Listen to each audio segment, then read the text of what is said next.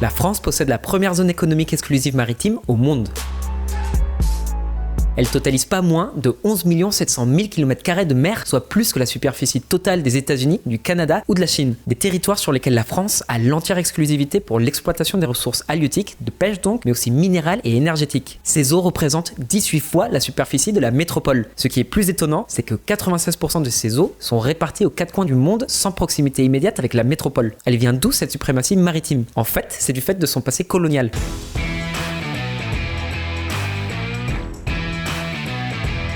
Aujourd'hui encore, la France possède des territoires partout dans le monde, en Amérique, en Afrique, en Océanie et même en Antarctique. Il n'y a qu'en Asie qu'il n'y a plus d'anciens territoires après la guerre d'Indochine ou la restitution de Pondichéry à l'Inde. En fait, le droit maritime international dispose que tout territoire souverain a des privilèges sur un rayon de 200 000 nautiques, ce qu'on appelle la zone économique exclusive, ZEE. C'est pour cette raison que ces territoires constituent des enclaves stratégiques pour les intérêts français, tant pour son rayonnement et son prestige que pour ses activités économiques et sa projection militaire. La France est la seule puissance européenne avec des territoires dans l'Indo-Pacifique, ce qui fait d'elle la troisième puissance militaire en termes de projection derrière les États-Unis et la Russie. Un exemple, la terre Adélie en Antarctique fait partie des TAF, les terres australes et antarctiques françaises, avec les îles Kerguelen, Crozet et les îles éparses du canal du Mozambique. D'ailleurs, les TAF ont leur propre préfet, malgré une population essentiellement composée de pingouins. Du coup, la France possède en terre Adélie une base de recherche permanente où on y réalise de la recherche scientifique. Mais ce n'est pas le seul territoire dédié à la science. C'est de la base de Kourou, en Guyane, que l'Agence spatiale européenne lance ses missions spatiales. La France y louait même un pas de tir aux fusées russes, au moins jusqu'au début de la guerre en Ukraine.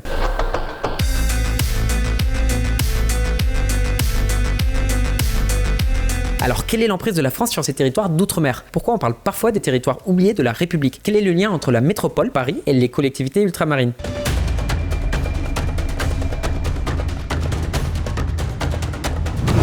Liberté, égalité, fraternité.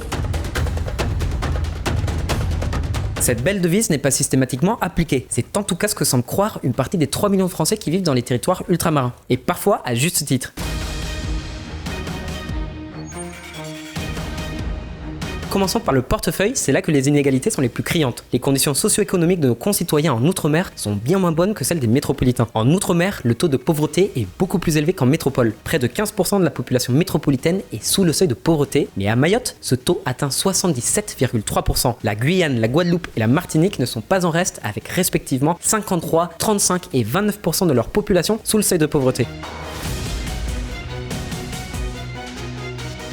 Sauf que l'on ne peut pas se baser uniquement sur cet indicateur. Du coup, qu'est-ce que nous dit le PIB par habitant ? Le PIB par habitant de la Réunion est de 23 000 €. Le PIB par habitant du centre Val-de-Loire est de 29 000 €. Sauf que la Réunion, c'est le territoire ultramarin le plus riche. Et pourtant, son PIB par habitant est 6 000 € plus faible que le département le plus pauvre de métropole. Un autre point très sensible, c'est l'inégalité de revenus entre les habitants de ces territoires. Une partie de leur population est constituée de gens en provenance de la métropole, notamment des fonctionnaires, enseignants, secteur médical, militaires et autres, qui ont un statut proche de celui d'expatriés, avec les primes d'expatriation qui vont avec. À la Réunion, on les surnomme les oreilles. Leurs enfants nés sur place, les auréoles. On observe aussi un phénomène d'exode. Beaucoup de Français d'outre-mer partent étudier et travailler en France parce que les offres de formation et les salaires sont beaucoup plus attractifs. Les ultramarins restés sur place ont bien souvent des revenus beaucoup plus faibles que ceux qui sont partis en métropole ou que les métropolitains avec des statuts d'expatriés. Ces territoires ultramarins tirent l'essentiel de leurs ressources du budget de l'État, donc de sa dette. En fait, l'industrie est presque inexistante dans les dom-toms. Quelle est la raison de cet écart de développement de l'activité économique en outre-mer et en métropole ?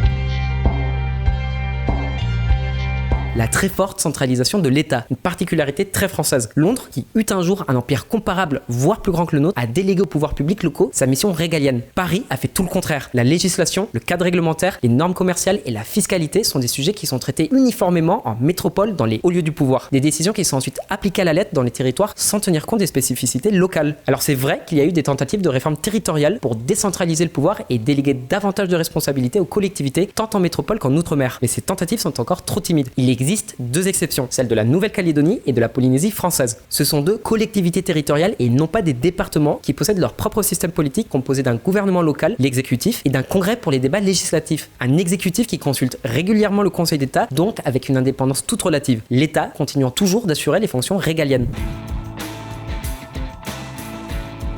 En fait, les territoires français ultramarins sont très peu intégrés dans les flux commerciaux régionaux parce que du temps des colonies, la métropole avait interdit à ces territoires de commercer avec les pays étrangers. Ça, plus le bagne et la traite d'esclaves. En fait, l'esclavagisme a entraîné l'hyperspécialisation économique de ces territoires. Des industries à faible valeur ajoutée comme les plantations de canne à sucre ou de bananes. La Guyane et la Nouvelle-Calédonie recevaient encore des condamnés aux travaux forcés jusqu'à la fermeture définitive des bagnes au début des années 50. Ça, c'était pour le volet purement économique. Il y a aussi les aspects sociopolitiques où le fossé entre les Français de métropole et les Français d'outre-mer est tout aussi profond.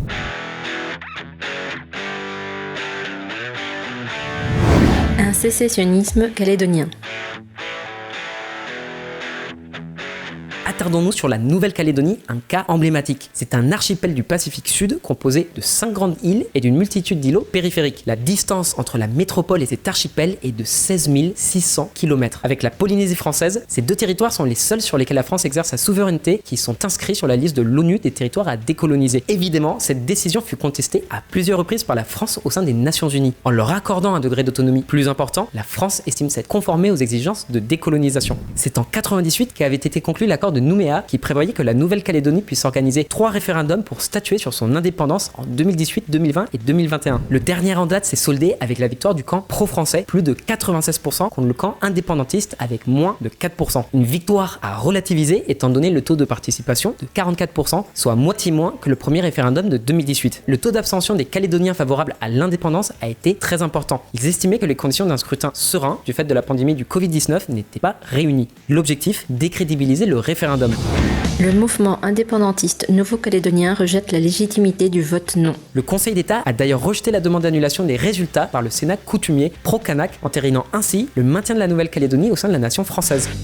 Nouvelle-Calédonie, le 3e référendum sur l'indépendance ne sera pas annulé. Ce souhait de couper les ponts avec la métropole découle surtout de cette impression légitime d'être des citoyens de seconde zone, un sentiment partagé avec leurs concitoyens d'un autre département français, le plus pauvre de France.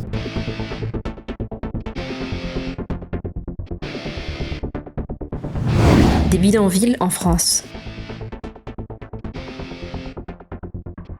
On a pris la mauvaise habitude de ne plus s'indigner lorsqu'on voit des bidonvilles en France. La jungle de Calais par exemple, qui n'émeut pas spécialement les pouvoirs publics ou le peuple français. C'est peut-être parce que ce sont uniquement des migrants. Et puis, on a les bidons de Mayotte. Sauf que ceux-là sont si loin de Paris, 8000 km, qu'on en entend quasiment jamais parler. Niché entre Madagascar et le Mozambique, c'est de loin le territoire ultramarin le plus pauvre. En fait, la France avait organisé un référendum en 1974 pour l'indépendance des Comores. 3 des 4 îles ont voté pour, l'une contre, Mayotte. La France a donc rompu sa promesse et accordé l'indépendance aux Comores, sauf à l'île de Mayotte, qu'elle conserva dans son giron. D'abord sous statut de territoire d'outre-mer, rattaché administrativement à l'île de la Réunion, l'État finit par concéder le statut de département français à Mayotte en 2011.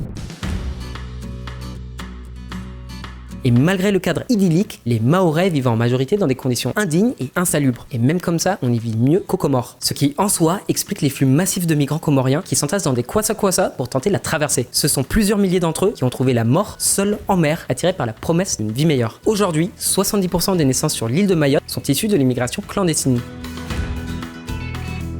La situation économique déplorable et le manque d'opportunités ont mené à la hausse de l'insécurité. Troubles à Mayotte. Les habitants de l'île française raflent les étrangers. Des habitants de Mayotte, de l'océan Indien, ont rassemblé des migrants présumés clandestins et les ont emmenés au poste de police. Et pourtant, malgré une population très éclectique, le RN pète la baraque. Marine Le Pen en tête à Mayotte, percée pour Jean-Luc Mélenchon et vote sanction contre Emmanuel Macron. À Mayotte, on vote Le Pen en masse. Face à ce climat délétère, le gouvernement n'a d'autre choix que d'accorder des ressources toujours plus importantes aux collectivités. Et malgré ça, l'île n'a pas réussi à redresser son économie. Sans subvention de la métropole, l'île s'effondrerait. Mais il ne s'agit pas de désigner des responsables. Paris est tout aussi coupable d'incompétence. D'incompétence ou parfois de négligence criminelle.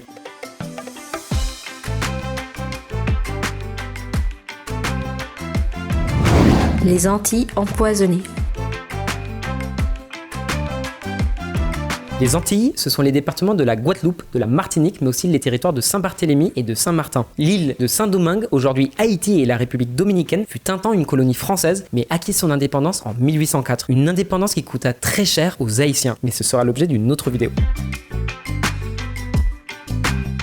Bref, on va vous parler de la chlordécone, un pesticide très utilisé dans les plantations de bananes, qui était très utilisé, jusqu'à ce qu'on se rende compte qu'il était très toxique. Soit, ça peut arriver, c'est comme l'amiante ou le plomb. Le problème, c'est que l'État a autorisé l'utilisation du chlordécone en Guadeloupe et en Martinique plusieurs années après qu'il fut jugé dangereux en 79 par l'OMS, et son usage fut interdit dans le reste du monde. On finit par découvrir plus tard que la France était au courant de la toxicité de ce pesticide depuis 69, soit 10 ans avant que l'OMS ne le déclare cancérigène.